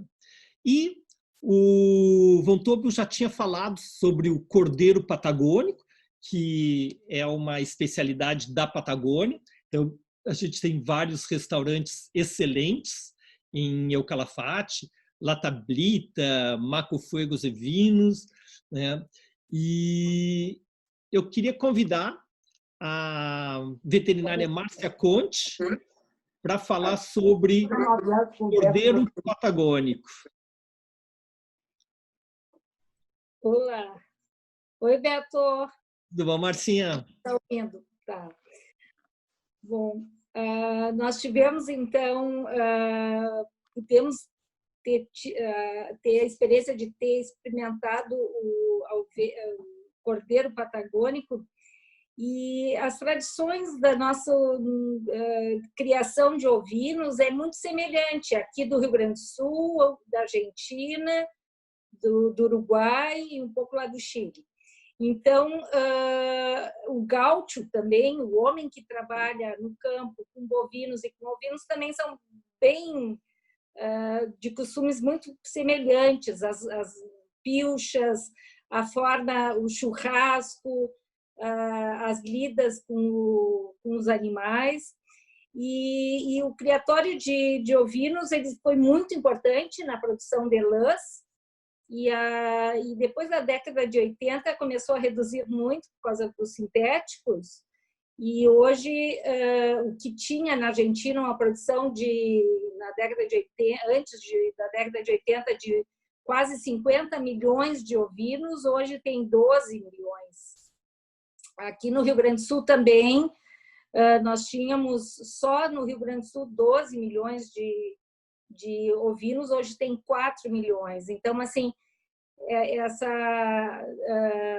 o que houve nos criatórios. As raças são semelhantes também entre a Argentina e nós, e foi começado ao invés de ter só as raças produtoras de lã, que nem a merino australiano, começaram a ter cruzas e mudanças de raças para que tivesse dupla aptidão, produzisse lã, mas também produzisse carne. E lá na Patagônia, então, se produz 15 mil toneladas de cordeiro por ano, proveniente, então, dessas... tem uma raça que o Instituto Nacional de Tecnologia Agrícola, é tipo uma Embrapa nossa, lá tem o INTA, e eles produziram um cruzamento de ovelhas, chama-se Comarquenha, que é o merino australiano, que é de lã, com o Texel e o de France. E ela é uma raça que se adaptou muito à Patagônia. Eles produzem, como o seu Von Tobler está falando, que eles produzem extensivamente, então são muitos hectares para a produção de poucos animais, assim, né? Uma lotação bem menor que a nossa aqui do sul. Aqui nós, com pastagem nativa, a gente produz 10 animais por hectare. Lá não chega a um animal por hectare. Mas, voltando um pouquinho e esclarecendo o que é o cordeiro, também usamos as nomenclaturas muito semelhantes entre os países aqui do Mercosul. Então, o cordeiro é o filhote da ovelha com o carneiro, e quando, então, recém-nascido, ele é chamado de cordeiro ou cordeira, e a partir um pouquinho maior de borrego ou capão, que é o capão é o castrado, e o borrego vai crescer e vai virar um carneiro. Então, a produção de cordeiros para o cordeiro da Patagônia, ele é o cordeiro recém-desmamado, ele tem até 6 meses, produz, é um animal que tem, em média, 20 quilos de peso vivo e que vai dar um rendimento de 50%, vai dar 10 quilos, uma carcaça de 10 quilos. E aí que vem aquele assado muito semelhante ao nosso churrasco, de uma carne, então, de um filhote, né, de um animal jovem, uma textura suave, o sabor suave, uma textura macia, ele é meio rosado e de pouquíssima gordura, uma gordura branca e com muito pouco teor de gordura, dando assim um sabor muito delicado, né? E eles têm, então, esse churrasco característico de já utilizar o animal inteiro. Eles abrem o animal, então ele fica estaqueado num espeto de formato de cruz, em que o animal fica por horas, né? De 5 a 8 horas, e isso traz uma cocção lenta, em que a carne vai se desprendendo realmente dos ossos, né? Vai se desmanchando, né? E que pode ser até comida sem a utilização de faca, né? De tão macia que fica. E com sabor excelente, né? Então, esse aí é o cordeiro patagônico. Muito obrigado, Marcinha. Então, Márcia Conte, minha irmã, veterinária, dando enriquecendo aqui a nossa viagem. Daí nós partimos de El Calafate, então é o Calafate do Perito Moreno, do Sala, do Glacial Spegazini, e fomos em direção ao Chile. Esta é a imagem tradicional da Patagônia argentina, né? Plana, árida, né? Então a explicação que a Márcia deu ali também, por que ele tem pouca gordura? Porque ele tem que caminhar muito mais para se alimentar, porque tem poucos tufos, né? E nós vamos sair de El Calafate, vamos até La Esperança, chegamos em Cerro Castillo, que é na fronteira, e vamos até o Parque Nacional Torres del Paine. Então essa foi a viagem. Então se chega em Torres del Paine ou neste formato, ou se vindo pelo Chile, né, voa até Punta Arenas ou Puerto Natales, dali se sobe até o Parque Torres del Paine. Então, nós estamos bem pertinho aqui, ó, do Perito Moreno, nós estamos quase na fronteira, mas como aqui é toda região de montanhas, a gente vai dar toda uma volta para chegar lá. E La Esperança, numa outra viagem que eu fiz para a Argentina, para essa região, a gente pegou uma carona de El Calafate até La Esperança, e ali a gente perdeu o único ônibus que tinha, que vinha de Rio Gallegos para Puerto Natales, e a gente passou uma noite nesse local, que era o Bagdá Café. Não tinha nada, tinha agora, 20 anos depois, tem um hotel bacana, restaurante, tinha um posto de gasolina, que só com uma confeitaria ali, que só abria quando vinha o ônibus, e um posto de polícia, né? Daí a gente acampou aqui do lado do Esperança, inesquecível, a esperança de sair de lá. Então, chegamos ao Torres del Paine, Parque Nacional Torres del Paine. A primeira vez que eu ouvi falar foi lá naquela viagem 83. Não cheguei aí, fui numa viagem seguinte, né? E a descrição que algum inglês, eu acho escocês, né, falando desse parque, eu fiquei assim encantado, de eu tenho que voltar. Então, é um grande parque nacional, e aqui no meio nós temos o maciço de Paine, que é onde tem as torres e os cornos de Paine. E toda essa composição de lagos, rios, saltos, né? Ele foi fundado como parque em 1950. Em 1978, ele recebe o título de Reserva da Biosfera pela Unesco, né? Então, que é uma das mais altas titularidade, né, dos parques nacionais, né? Então, Reserva da Biosfera pela Unesco. E a gente sente que a gente está no mundo selvagem, né, intocado. São 242 mil hectares, né, de parque nacional. Recebe 150 mil visitantes por ano. Em 2012, teve um incêndio, uns meninos israelenses fizeram um camping não autorizado, utilizaram fogo, tudo que não pode, e que levou a um incêndio que queimou 33 mil hectares do parque, que até hoje está ainda se recuperando. Essa entrada, né? Então tem algumas entradas para o parque, essa é a porteira Laguna Amarga, aqui a gente vê a Laguna Azul, e essa é a nossa casinha. Então a Osteria Las Torres, a gente foi recebido pelos gaúchos. Então a gente estava vindo e veio aquela tropa, né? A gente achou que estava sendo, a nossa caravana estava sendo atacada pelos selvagens, mas não, era para nos dar as boas-vindas. Então é maravilhoso, né? Simples, né?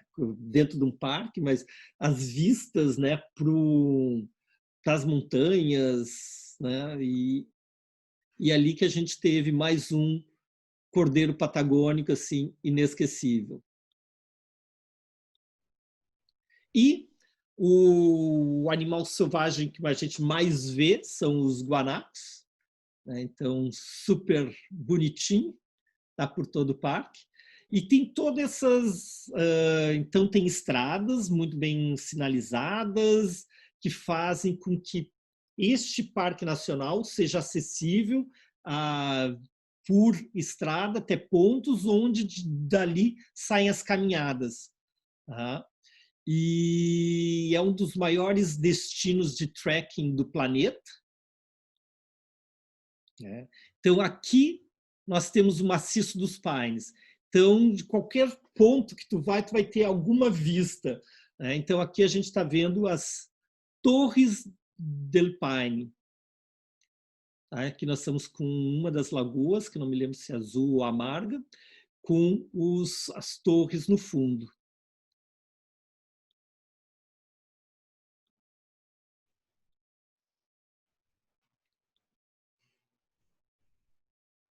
Um piquenique no meio do parque.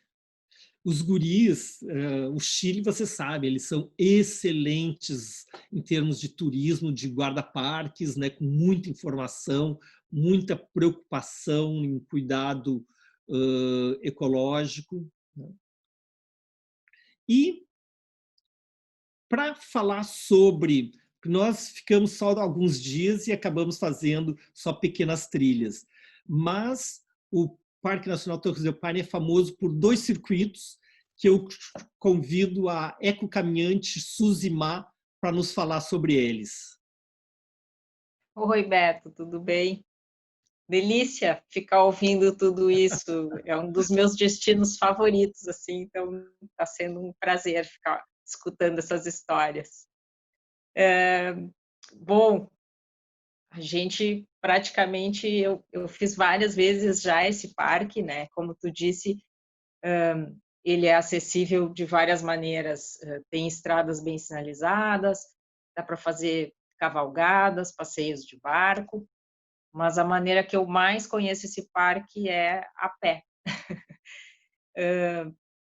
É um circuito de trekking mais famoso da Patagônia, justamente por causa dessas paisagens deslumbrantes, assim. A gente tem desde as geleiras, os lagos, cada um de uma cor, fauna e flora riquíssima, né? Para fazer esse circuito, esse circuito tem o nome de circuito W, porque o percurso que é feito em esse azul, né? dias, isso, esse azul, esse circuito azul forma um W, por isso tem esse nome. Precisa de uns 5 dias no mínimo para ser feito por completo. Aquela parte que está em vermelho ali no teu mapa, se juntar com a parte de baixo azul, a gente chama do circuito grande o circuito O. Ele não é tão usual porque ele é mais difícil, né? Precisa de uns 10 dias para fazer, e toda aquela parte vermelha ali em cima não tem uma infraestrutura super... tem campings, né? Não tem uma infra-hoteleira legal assim para que mais pessoas possam ir. Então, o mais comum é a gente fazer o circuito W. Bom, como tu mostraste ali, vocês entraram pela Laguna Amarga, né? Essa é a portaria a mais comum, quase todo mundo passa por ali. E o percurso mais usual do circuito W é começar justamente onde vocês se hospedaram, na Osteria Las Torres. Eu gosto de começar do lado contrário, porque lá embaixo, onde tem aquela bolinha amarela no canto de baixo, ali é o Paine Grande, tá? Também tem acesso por ali através de uma outra portaria. A gente atravessa o Lago Perroé, que é aquele menorzinho embaixo daquela bolinha amarela. Tem um catamarã, a gente atravessa aquele Lago Perroé e consegue chegar no refúgio Paine Grande. Por que eu gosto de começar por ali? Porque lá em cima do lado direito ficam as Torres del Paine, que para mim é a cereja do bolo, assim. Então eu gosto de terminar o trekking lá. Então, 2 opções. A gente pode começar ali no Paine Grande, que é naquela pontinha de baixo do W, ou também pode, ali no teu mapa não está aparecendo, mas mais embaixo dessa tua bolinha amarela tem um outro lago, que é o Lago Grey. Tá. Também tem um passeio de barco. Aqui está o Lago Grey. Isso. Também tem um passeio de barco que dá para fazer, para quem não faz a caminhada, pode fazer esse passeio de barco pelo Lago Grey. Começa daqui. Isso, dá umas 3 horas e meia, 4 horas mais ou menos de barco para chegar até lá na frente do glaciar. Então, as últimas vezes a gente tem feito isso. faz esse trajeto do Lago Grey e começa ali em cima, na pontinha do W azul ali em cima, que é o Refúgio Grey. Tá? Todo esse circuito, ele tem os refúgios para se hospedar. Nas pontas de baixo do W tem infraestrutura hoteleira e todo o trajeto tem os campings. Né? Então, tem 3 tipos de hospedagem durante esse percurso. 5 dias a gente precisa para fazer o percurso completo. Tá? São mais ou menos entre 70 e 76 quilômetros dá o total desses 5 dias. Tem algumas variantes, né? Então dá para fazer 65 quilômetros, acho que seria o mínimo, e uns 76 o máximo. Tá? De qualquer forma, 5 dias de caminhada, mais ou menos 15 quilômetros por dia. O último dia, se eu começar do lado esquerdo do mapa ali, o último dia indo para a base das torres é o mais longo, porque tem que ir e voltar, fazer aquela perna ida e volta no mesmo dia, dá uns 20 quilômetros mais ou menos. Tá? Ô, Suzy, e a gente já tem programação pós-pandemia ou ainda não? Olha, já temos para 2021, né? Porque 2020 está um pouco difícil a gente se programar para ir mais longe. Então, 2021 acho que vai rolar. É um destino super... Daí eu coloco depois aqui para o grupo daí a tua programação. Então, a Suzy, ela é minha arquiteta, foi minha colega na URGS, né? Nós dois somos da arquitetura e atuando em outras áreas, e ela tem essa super empresa chamada Ecocaminhantes. Há quantos? 20 anos já, Suzy? 17. Há 17 anos. E a gente começou contigo, tu nos ajudando a fazer. O primeiro roteiro internacional foi justamente esse, Patagônia. Exatamente, me lembro muito bem. Então, Suzy, muito obrigado por estar aqui com a gente. Tá joia. E vamos Obrigada a vocês. Vamos continuar viajando por aqui. Um abraço. É isso aí. Tchau, tchau. Então, a gente já está quase terminando, gente. Sei que eu me avancei. Aqui é o Salto Grande, que é uma das atrações do parque. Então, olha lá as torres sempre presentes. O Salto Grande é o maior volume de quedas d'água.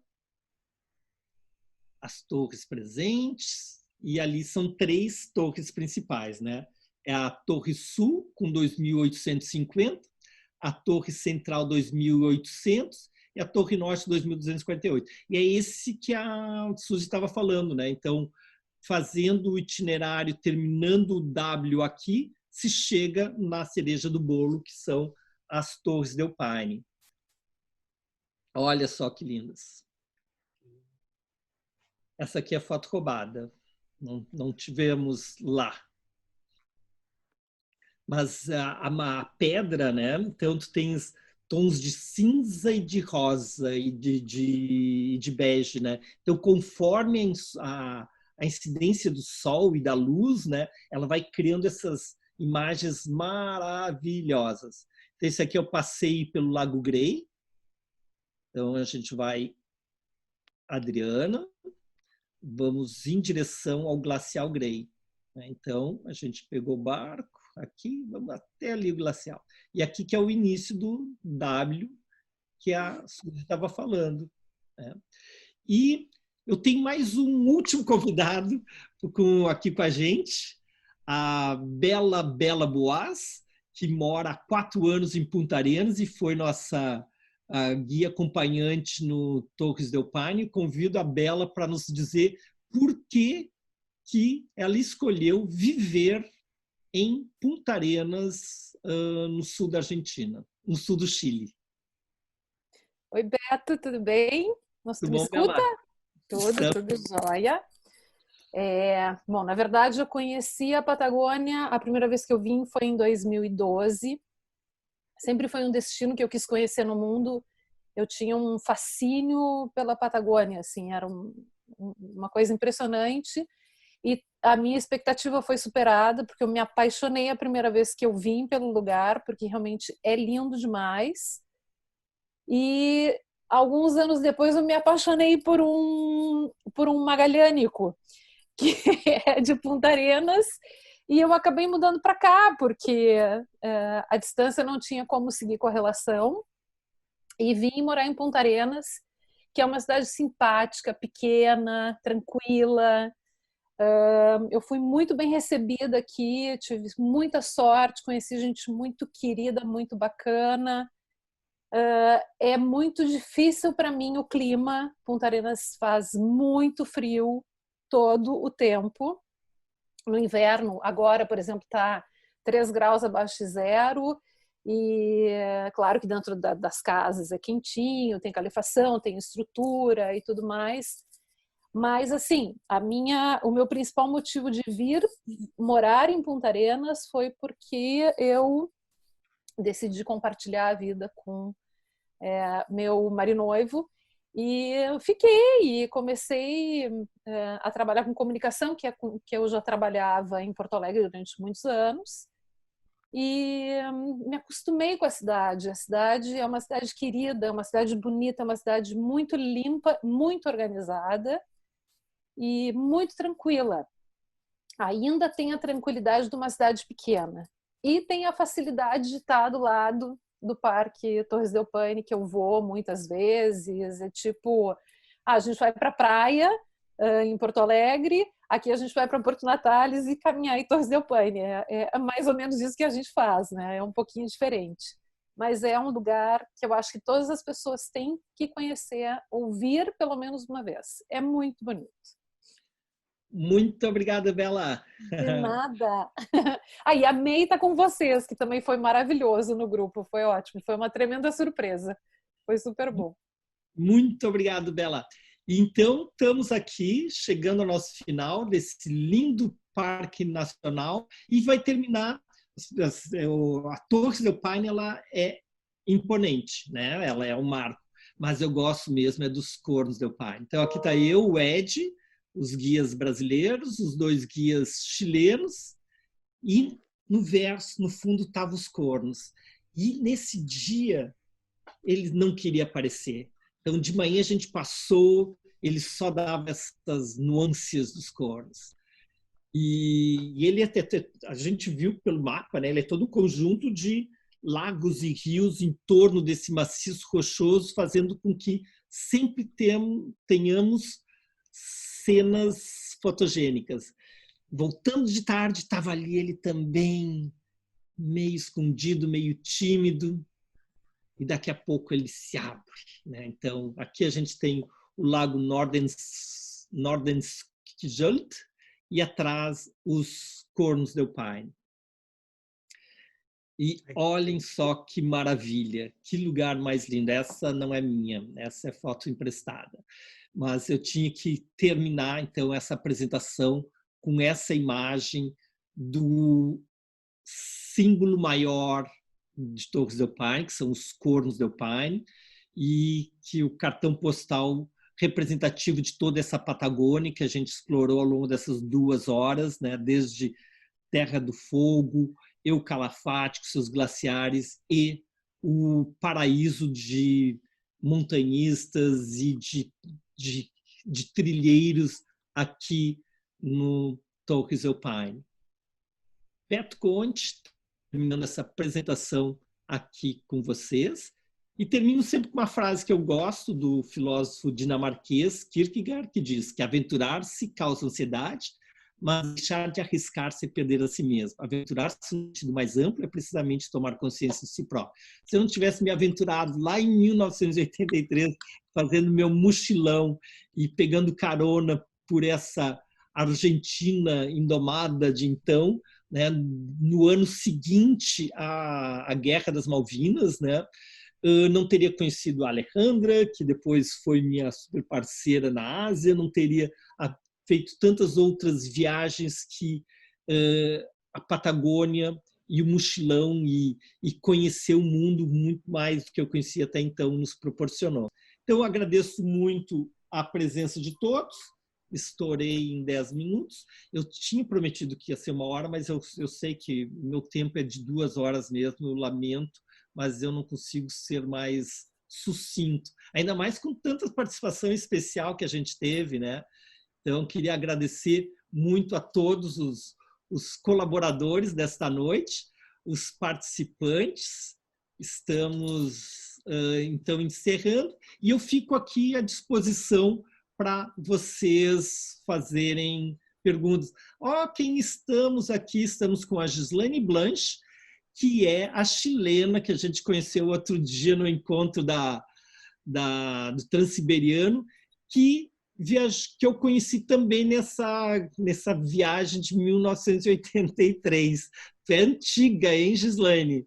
Então, da Argentina, a gente foi para o sul do Chile, na região dos lagos, e ali eu conheci a Gi e a minha amiga até hoje. Então, Lúbias de Berquinop aqui com a gente, Maria Tereza Boaz, acompanhou a sobrinha, né, Maria Tereza? Aqui viste a Bela. Maria Helena Baldiceroto, que fez o Alasca com a gente. Eleonora Zinovetes, companheira de tantas indiadas e viagens pelo mundo. Casal Von Tobel. Pedro Volkmann, atuação, grande parceiro de velhos tempos. Tudo bem? Tudo bom. Ficaram no Silêncio del Faro, lá em Ushuaia? Em Ushuaia nós ficamos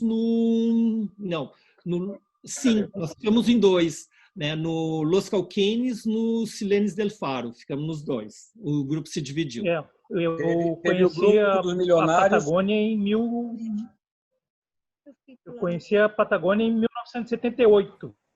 Mas eu fui só para El Calafate, com o Beto me falando desde 1990, eu ia para El Calafate em 2012. Foi uma experiência incrível. Todo mundo já sabe, tem que seguir os conselhos do Beto, né? Vai para onde ele diz que tem que ir, porque ele sabe o que faz. É quente. Obrigado por tudo, Beto. Valeu, Pedro. O André Grassi, nosso caminhante. Oi. Não está ouvindo. Está ouvindo? Sim, pode falar, Lúbia. Seguinte, eu fiquei assim curiosa. Aquela senhora que faz o turismo lá em Calafate, aquela senhora argentina, porque assim, eu estive lá, é fantástico esses lugares todos, mas é de dezembro até abril, mais ou menos. Que de maio até o final do ano não tem condição, porque é muito frio, né? Então eu queria saber, essas pessoas que trabalham com turismo, como é que elas fazem nessa época que não há turismo? Maria de Los Angeles, estás ainda aí? Não, acho que não. Tá. Não, mas isso se estendeu, né? Antigamente, sim, se ia só de dezembro a fevereiro. Hoje já está mais extenso, né? Porque o voo opera o ano inteiro, né? Mas é muito mais agradável ir no verão. Oi. Mas Beto, só que eu sempre vou no inverno. Sempre vou no inverno e é tranquilo, é bem legal. O Ushuaia é ótimo no inverno. Eu vou para esquiar, então eu vou para El Calafate e Ushuaia sempre, não no inverno, mas no final de agosto, que é inverno, né? Sim. É tranquilo e tudo está aberto, é bem tranquilo o dia. Porque a variação de temperatura não é tanto, né? Eu sei que a média em El Calafate é 7 graus, né? Então é mínimo 10 no inverno e máximo 15 no verão, né? Então não é tão terrível assim, né? E só o caso da Maria de Los Angeles específico, ela tem uma fazenda, né? Então, além do turismo, eu sei que a família se dedica à pecuária, né? Então, provavelmente, imagino que todos têm alguma atividade paralela. Sali, Antoniazzi, o que tu achou de rever a nossa viagem? Emocionante, adorei e fiquei com vontade de voltar. Foi muito boa, né? Muito boa. Gostei da companhia de todos também. Muito obrigado. Então, se alguém tiver alguma pergunta, eu fico à disposição. Senão, eu vou deixar vocês descansarem. Muito obrigado à presença de todos e vejo vocês na segunda-feira que vem, saindo do extremo sul da Argentina para o deserto do Saara. Então, vamos ver Marrocos com as cidades de Marrakech e Fez com as suas medinas, a travessia do Atlas, pernoitar no deserto, vai ser muito legal.